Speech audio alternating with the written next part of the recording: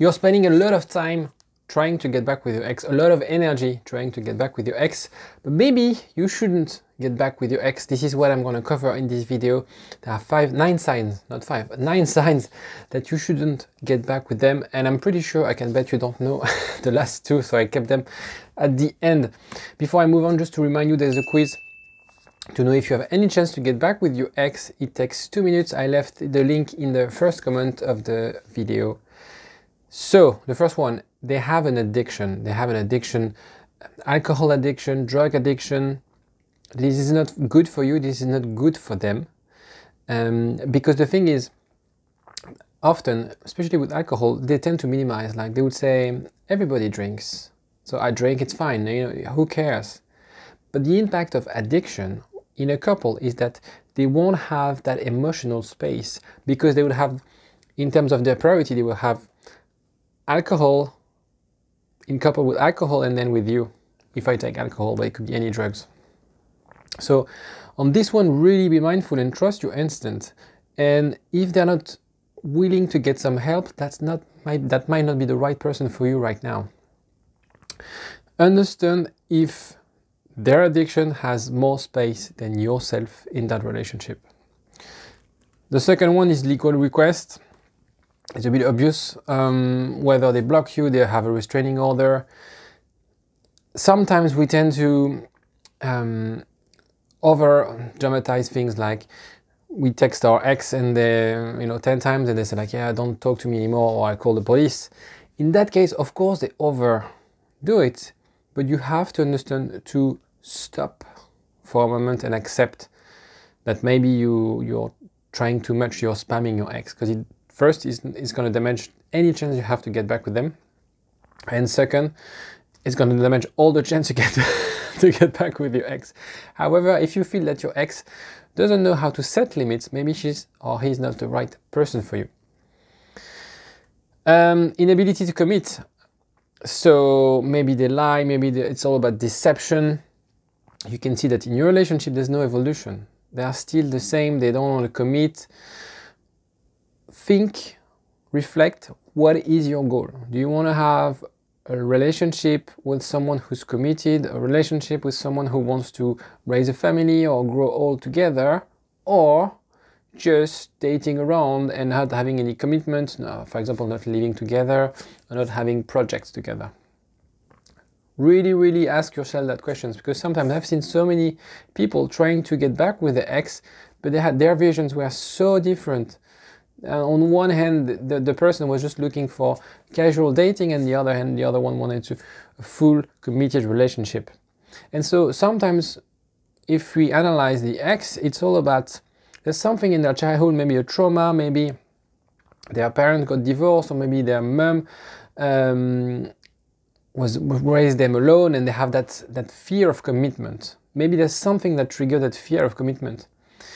If that person, if your ex is not willing to get some help, see a therapist, a psychologist, a psychiatrist, to help them out, understanding their trauma and fixing that fear of commitment, then there's no way it's going to work for you.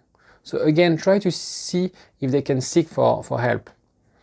And the last thing is, if your relationship was, constant conflict, arguments, nothing would be created from chaos. Nothing substantial, nothing strong would be created from chaos. So they have to fix, first of all, what is causing their trauma. Why do you have that fear? Because that fear is always in the subconscious part of the mind. So what is creating that fear? And then you can start with strong foundation. Now the number 4 is psychological problem, and they will refuse to get help. So it could be bipolar, could be people who say they are borderline. So I've had like a lot of cases where women would say, my boyfriend is borderline. So no, it's not borderline. Yeah. Assess and don't try to minimize their behavior. You want someone who is moving on. You want someone who is positive. You want someone that would help you grow as a person, not someone who's borderline. If they are bipolar, try to get them to have some help, because you can't help them if they are bipolar. Get them to see a specialist.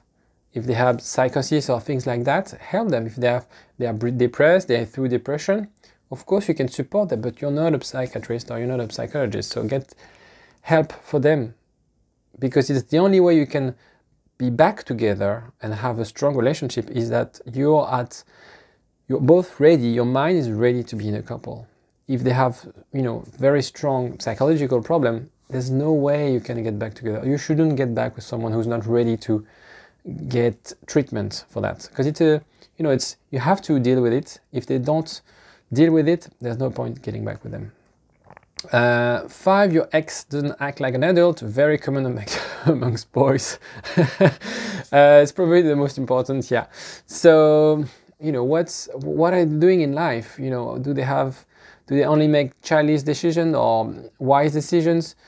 Do they imply, do they have you in their decision? Are they acting, are they making any effort? Or are you only the one suggesting things for the house, for the holidays? Are they just like pretending like, she or he will do it? So it's often a guy who act like that.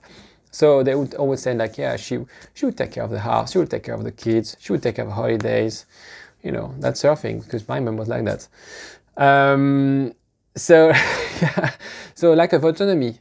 As I said, they just drive, in the passenger seat and you're driving and you have all the thing.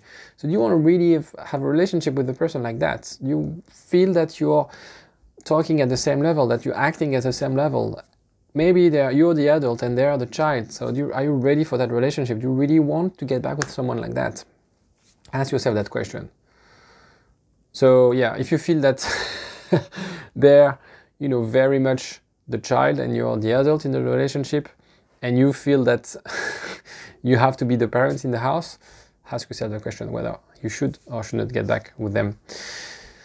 So the manipulation, very common as well. So distortion, calculation, you can see that they make you do things that you don't necessarily want to do. You sometimes realize that, okay, I'm going to that place, I'm going to the holidays, but it's not really what I wanted. Maybe it could be very, bigger, like now I have to do this religion and I have to be religious, but it's not really my faith, or I'm not really interested in that topic. Maybe you could see that friends are seeing you differently. They tell you like, oh, you've changed, but not in the right way, in a really wrong way, like it's sort of a red flag. So for you, really try to understand whether you've changed as a result of that relationship, and whether you accept that change, whether you can recognize yourself in that new person. Number 7, not number 4. Number 7, over adapting yourself to a person who doesn't fit you. So what I mean is activities, daily life, friends, vacations. Again, if you find yourself trying to always adapt, trying to always be the person fitting their needs, trying to fit the square into a round shape, this is not going to be sustainable for you, because at some point you're going to burn out. You're going to realize in 20 years, that's not the life I wanted, that's not where I wanted to live, that's not what I wanted to do with my kids, that's not the holidays I planned, that's not the lifestyle I've planned. If you pause for a second your relationship and see whether this is what you've expected in life, if you were just single and trying to plan your relationship, would you have done all those churches? Of course, a couple is all about understanding each other and finding compromise, but are you the only one making compromise at this stage? If that's the case, ask yourself the question, do I really want to get back with someone like that? With someone who would force me to make choice?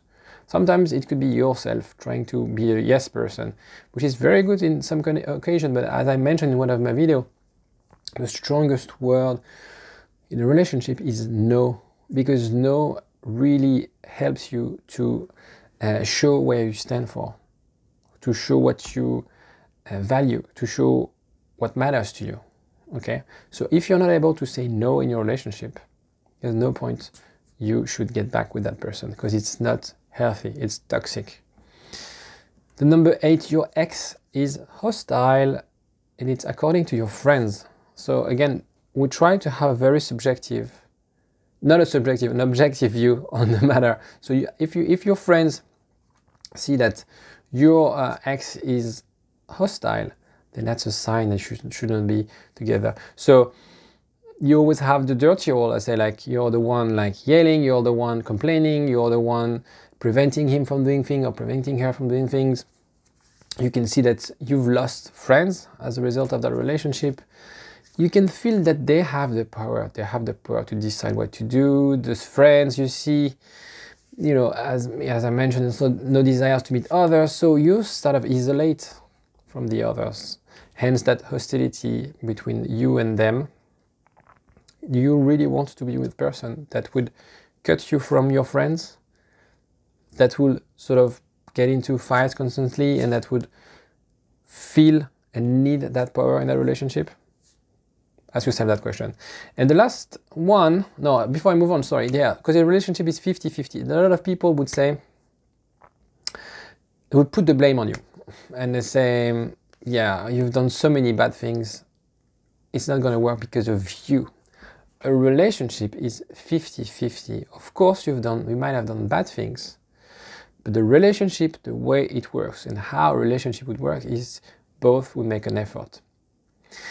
So you have to let them acknowledge that they have to share part of the responsibility for that breakup. Of course, there's something that triggered and maybe it came from you, but they have to share the responsibility of that breakup. If they're not willing to change, nothing will make change. Then you'll be stuck in the fact of solving it wrongly, because basically you're going to try to fix something that doesn't work. So again, try to avoid a relationship where the other is not willing to reflect and see what he or she was wrong about. And the last one is the mixed messages. So your ex is confused, and I've had that case, that's why I put that example. We bought tickets for a trip.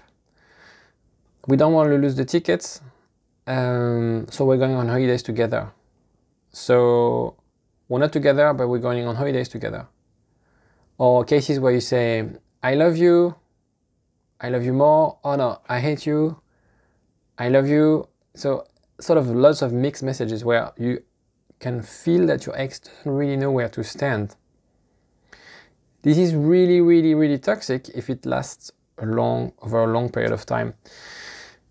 You can say that it's sort of a form of manipulation, trying to keep you on the hook. It could be a narcissist way of dealing with things. Again, do you want to be with someone who's like that? Ask yourself a question. I hope that was helpful. Usually I share video to help you get back with your ex. This one is a bit specific, but sometimes you might be putting energy in the wrong aspect of your life. If you have any comments, if you actually want to share some stories, feel free to comment on the video. I'll see you next time.